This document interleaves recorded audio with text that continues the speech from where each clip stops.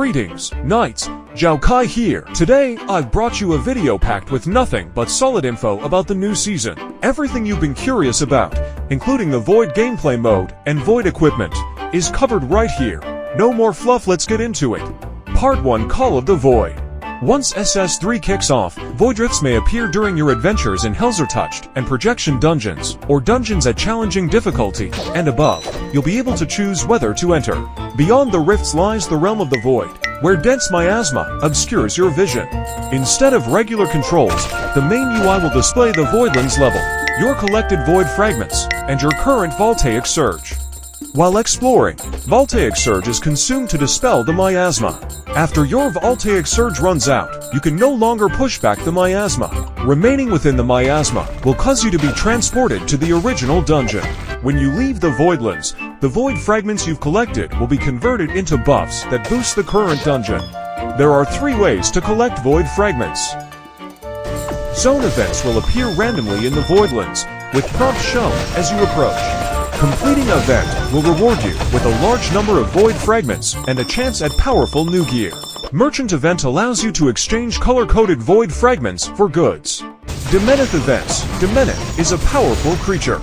Defeat it for a chance to obtain new gear like Mech Core, Overclock Cog, and Cubus Core, the Lacuna. Additionally, defeating Void Gorvex and Demenith grants a chance to obtain exclusive companions. Apart from these events, various minor encounters can also be found throughout the Voidlands, such as Void statues that grant temporary buffs when interacted with, as well as cells, flares, and Void Cenacles. You can track your progress by navigating to menu greater than Surveyor Mark II, where you'll find the Void Quests and the Void Talents panel. Completing Void Quests grants Void Talent Points, which enhance your character even outside the Voidlands. Part 2 Void Equipment.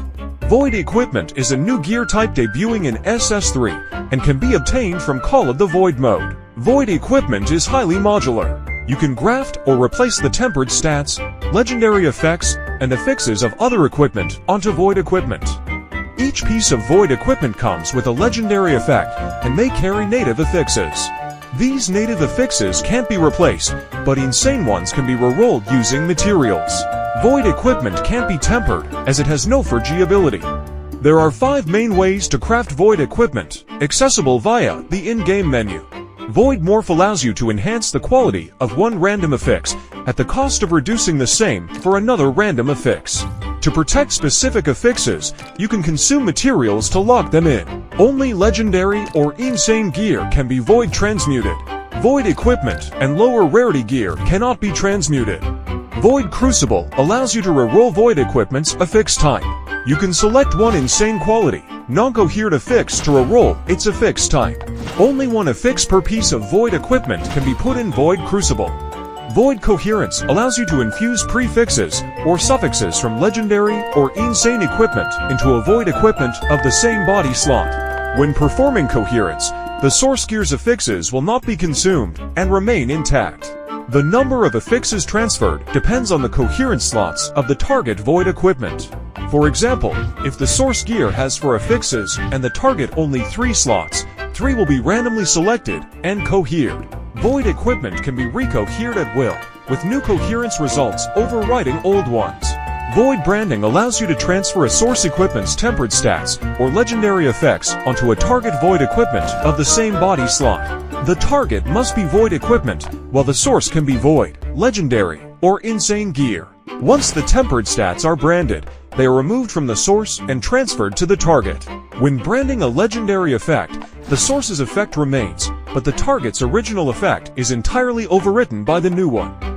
Performing Void Coherence or Void Branding consumes the ether of the Void Equipment. You can perform Charge Ether using materials.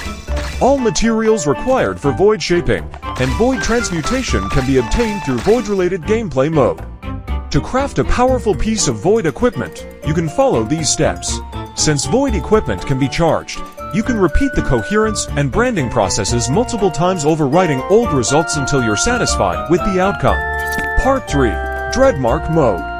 Dreadmarch Mode is a weekend-only event, split into 2 phases. Dreadmarch Breaking Tides on Saturdays, and Dreadmarch, Eschaton on Sundays. During Dreadmarch, Breaking Tides, you can select a difficulty level and enter the map to defeat waves of enemies within a set time to earn points.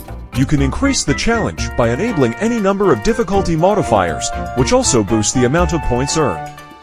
Dreadmarch, Eschaton features a series of powerful void bosses that appear in rotation.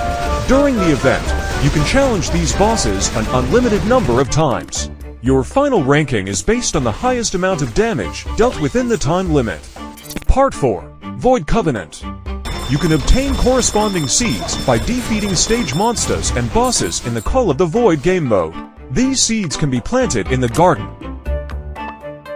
and will mature after consuming ether. You can view plant details on the Void Covenant event page. Once mature, seeds can be harvested. You'll then be transported into a challenge instance to battle the corresponding boss. Defeat the boss to clear the plant and receive a reward chest. Event points earned can be exchanged for rewards in the Void repository. That wraps up today's video. Are you excited for the new season? Let us know what you think in the comments. Soul Knight Prequel SS3 Protean Void launches on July 14th. See you then.